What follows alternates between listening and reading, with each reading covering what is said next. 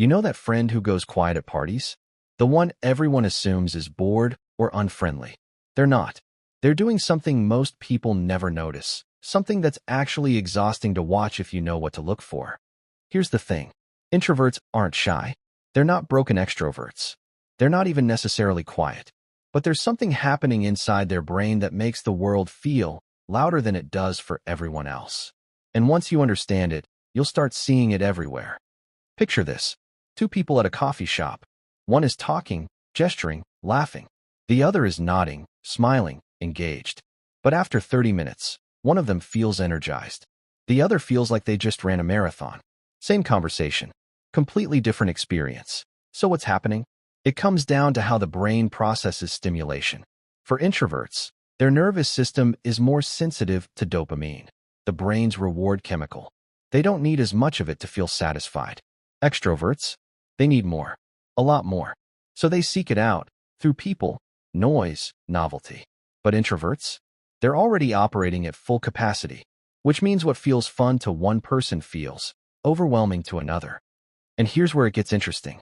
Introverts don't avoid people because they don't like them. They avoid overstimulation. That party, it's not about the people. It's about the lighting, the music, the overlapping voices, the small talk, the eye contact, the energy it takes to track 12 conversations at once. It's like trying to read a book in a thunderstorm. Think about the last time someone texted you and you saw it, but didn't reply. Not because you didn't care, but because responding felt like work. That's not rudeness. That's your brain protecting its energy. Introverts do this constantly, and most people misread it as disinterest.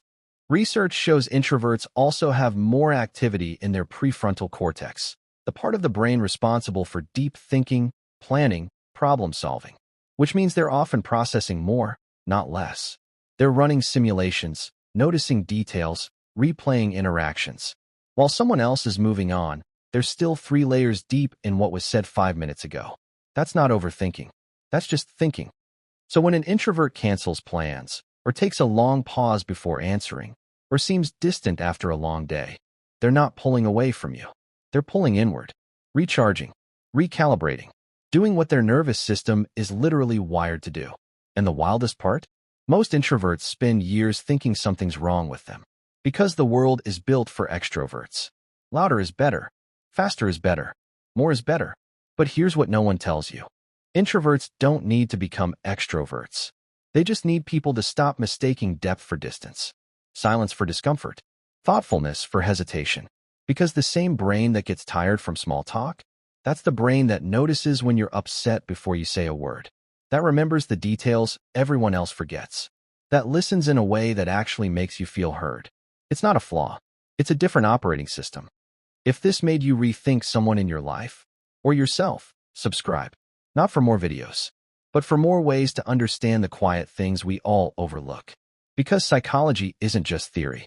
It's the reason you do what you do. Every single day.